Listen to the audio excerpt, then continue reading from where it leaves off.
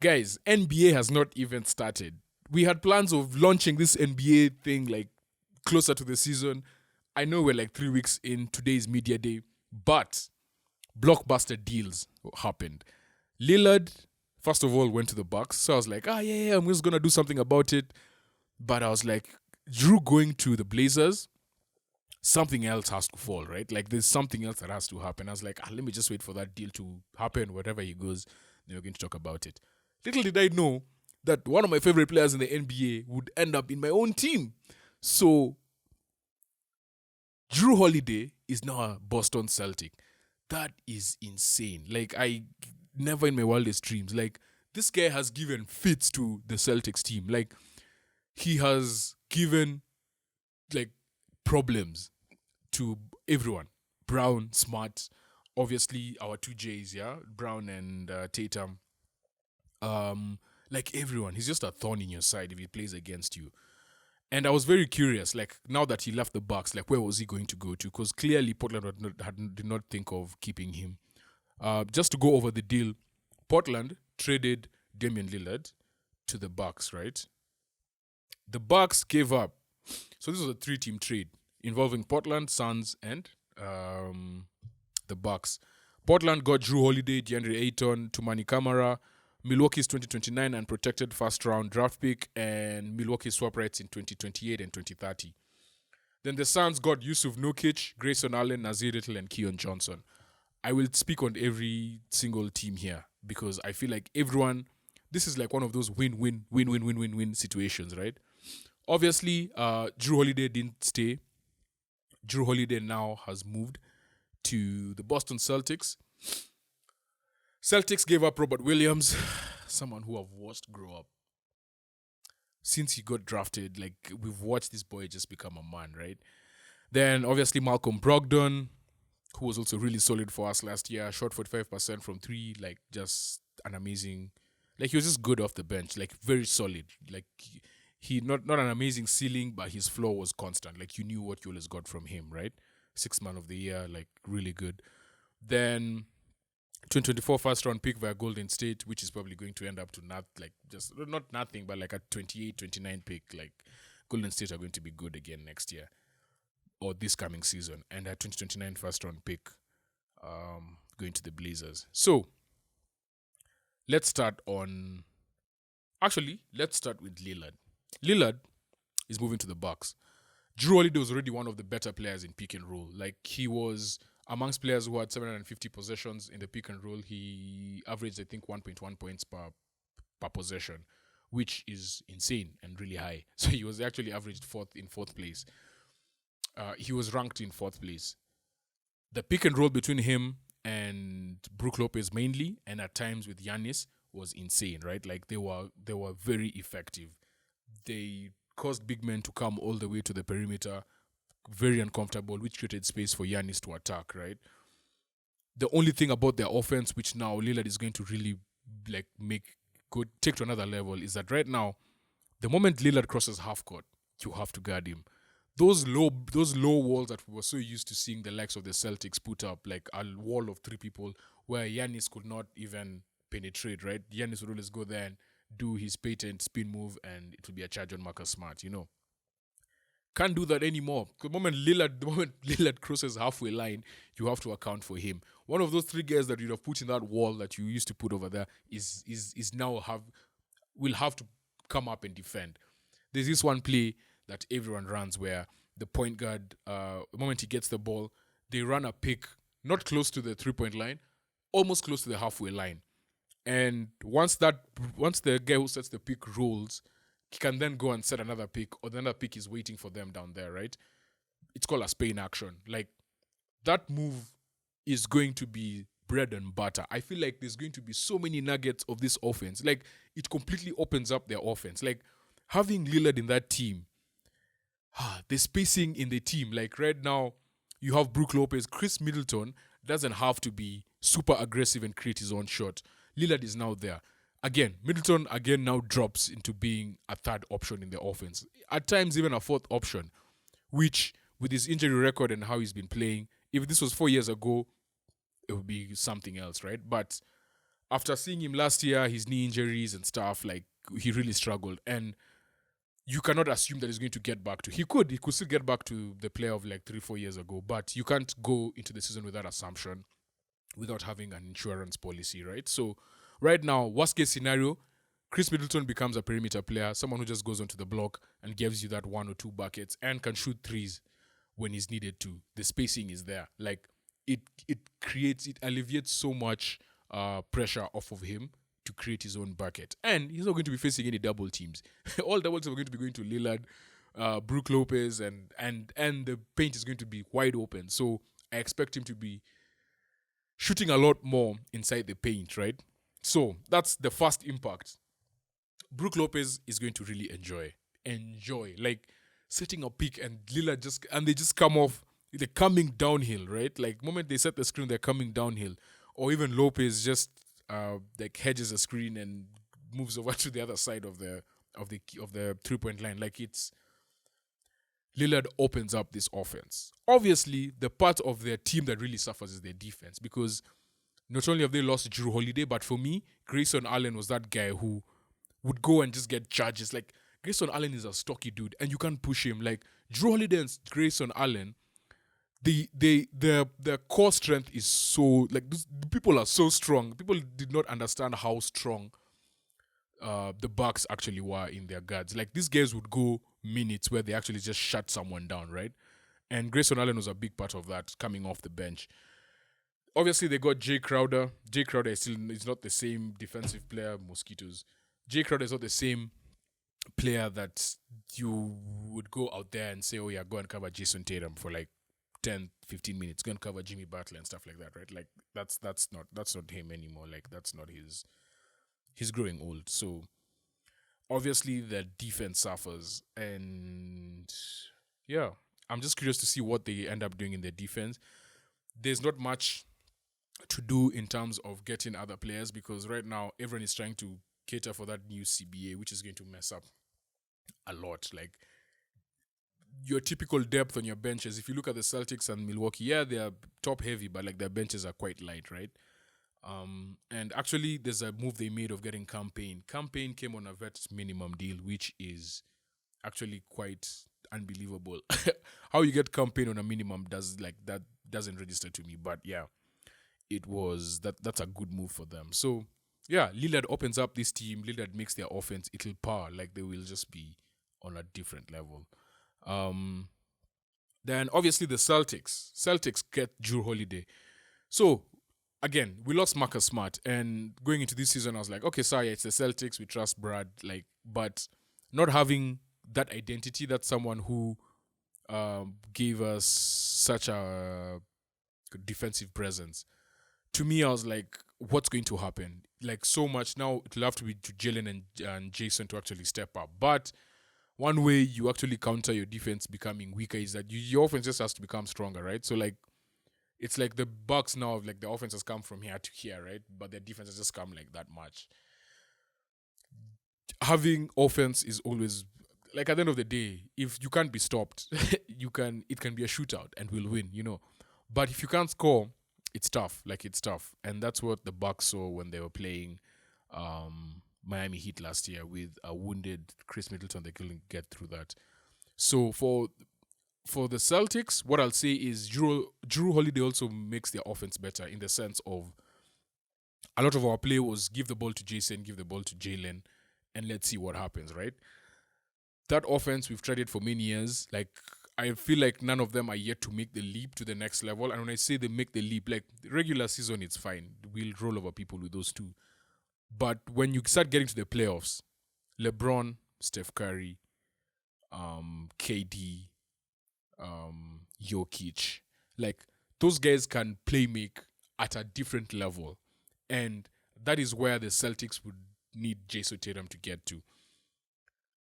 This year, if he doesn't make that leap, I feel like there's different aspects of your offense that can improve. As we said, Jrue was one of the best pick and roll players when he was at the Bucks.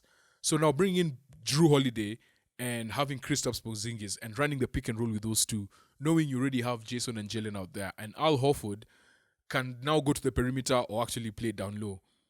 it is like the offense now we have layers, right? We're not predictable. And the one thing with the Celtics that we need to see this year, actually the two things, Jason Tatum making an extra leap will. This team is very talented. If that guy makes that extra leap as a playmaker, that's it. That's it for the league. And Joe Mazzulla. Joe Mazzulla has to show me that he can actually coach, because last year there were moments where I was just like, bro, what are you like? What is happening, right? Like, what is going on? Making adjustments, making subs early. Like early in the season, we never used to call timeouts. I was like, it's good. It's sometimes you ask yourself, why do coaches always have to call a timeout when you're being like when a team goes on like a 10-0 run, right? But when you see your team doing it, you're like, nah, bro. Like, let someone else do it and then we copy them. Sorry. So yeah, Joe Mazzulla is the biggest question mark for me in this team. Like, I believe he can do it, but he just has to show us. Kristaps Porzingis and Jrue Holiday pick and roll is going to be butter. I still don't know where Al Horford will play. Will he play on the perimeter? Will he play on the block? Because I feel like earlier in his career, the reason why Al Horford was an all-star for like 4-5 seasons, I think it's a 5-time all-star if I'm not wrong, that Atlanta team that went crazy with Kyle Korver and Paul Millsap and Jeff Teague. Like, that team went off and was insane and couldn't be stopped. And Al Horford was a big part of that. Because he could shoot with the perimeter and he could bang down low, right? He would go to the block and he would score on people like effortlessly. Can't even speak. But I'm curious to see what he does. Like, what Al we see this year. Again, he's 38 years old. We can't expect too much from him. We can't even expect him to play 68 games. Kristaps, you also can't expect him to play too many games. Injury prone. Already he has been out for a few weeks because of was it plantar fasciitis? I think so, or tendonitis, one of those two. So we're a bit light on the front court, but if this team stays fit, like, we can give people problems. I want to see the next stage of Peyton Pritchard this guy has been in all trade scenarios but has never been moved. I want to see if he also takes a step up, because now the rotation is shortened amongst your guards, right? At one point you had 4 or 5 guards. Now you have Jrue, Derek White, Peyton Pritchard, and Jalen. Like, that's it. Previously you had Smart, Brogdon, like you had all these people, right? And Peyton Pritchard was not even getting minutes. So hopefully he steps up. We also signed Lamar Stevens as a free agent who came in via the Cavs. So his defense also is going to be really needed. Sam Hauser, you just need to keep doing what you're doing, keep shooting, like just do your job, And I feel like this team is stacked. Like, we are good. We also got a new assistant coach, who I'm very happy that we actually what's his name? Yeah, this happened quite a while back, guys. I'm not yet in NBA mode, but it's coming. Sam Cassell, yeah, Sam Cassell is now and that's one of the things I found. I feel like we really didn't have towards the end of last year, that veteran leadership in terms of the coaching staff, especially after losing. So obviously, what happened to Ime happened. Then Will Hardy went. So the two of them were really not really replaced. Then Joe Mazzulla was just promoted from within. So we were a bit short. And then somewhere in the middle of the season, we lost what's his name? What's his name? I must Google this because it's going to kill me. We lost. He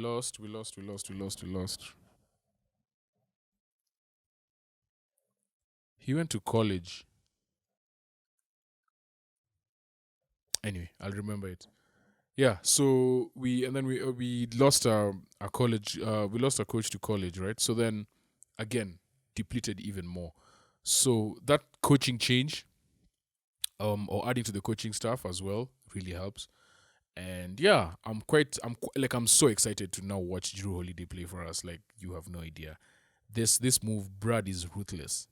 And today has been media day. I've just been watching all the interviews. Like I've watched all of them. I even watched Walsh. That boy is also he has the longest wingspan at like, was it 6'9" or 7'1", and he's going to play small forward. So another defensive stalwart. That defensive identity is also coming back again, I hope. So let's see how it works. The one team that people are not talking about enough are the Phoenix Suns. The Phoenix Suns, literally the beginning of this offseason, only had 4 players. KD, Bradley Beal,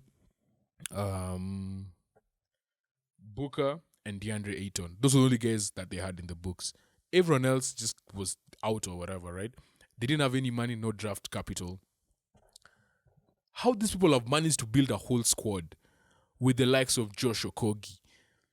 And now, obviously, they get Yusuf Nurkic and who else? Who else did they get? Grayson Allen. Like, they've slowly built a solid squad. And these people are on veteran minimum. So, there's people are going to be fighting for places in this team. The Suns have rebuilt in an amazing way. Like, I didn't even think this was possible. That team is going to cause problems. And the issues that I had with them, especially already we knew DeAndre Ayton, something was up. Like, even when Monty Williams was fired, then he stayed on. He still wasn't the same player. When Booker KD got injured last year in the playoffs, and Ayton just didn't step up, Now they get a player in Nurkic who knows his role, and he's coming from a team that just has suffered. Like, Portland is not, like, coming out of that situation is good for these vet players. So when he comes here, he's going to be playing with KD, D-Book, Bradley Beal. The man does not need to do anything. He's the 4th option in the offense. At Portland, he's probably the 2nd option. And he wasn't, like, he has a skill set. He has a very good skill set. He's a bruiser. He can score. But one thing he does well is rebound the ball. He just needs to clean the glass in this team. He is going to be averaging crazy numbers in terms of, and that's one person I'm definitely going to have in my fantasy. We'll be playing fantasy for NBA. So yeah, he's basically going to be the glue, right? Like, you don't have to do much. Get the ball on the block, beat your man every once in a while, be solid on the pick and pop, clean the glass, offensive rebounds whenever it's 4 out and 1 in. They have built a solid squad, and the Suns might be the one team that will give people problems in the West that teams may overlook. Yeah, man, I can't wait for this NBA season. And then lastly, something funny that I just thought about as well is that it's like the Celtics have been built to beat the Milwaukee Bucks. Milwaukee just doesn't have people they can throw at the perimeter when they can throw at Jason and Jalen on the perimeter. That's their one weakness. Then us guys, our one weakness is obviously our front court. And the one team that can beat us is the Denver Nuggets. Like, we have no answer. We have no answer for Jokic. And for Denver, the one team that will beat them is the Milwaukee Bucks. Like, the Bucks are actually built to beat that team. And now from having an amazing guard, having someone who can just go downhill, again, perimeter as well, playing well off the perimeter and spreading the floor, right? They spread the floor well, and that's something I feel like they can really expose the Nuggets with. So I feel like within these 3 teams, obviously I'm not saying that any 2 of these teams are for sure going to make it to the NBA Finals, but just funny that when you look at these 3 teams, they can all beat each other, right? So, yeah. But yeah, I'm so excited for the NBA season. Can't wait for the boys to lace up again. And yeah, NBA is back, almost. And Jrue Holiday is a Celtic.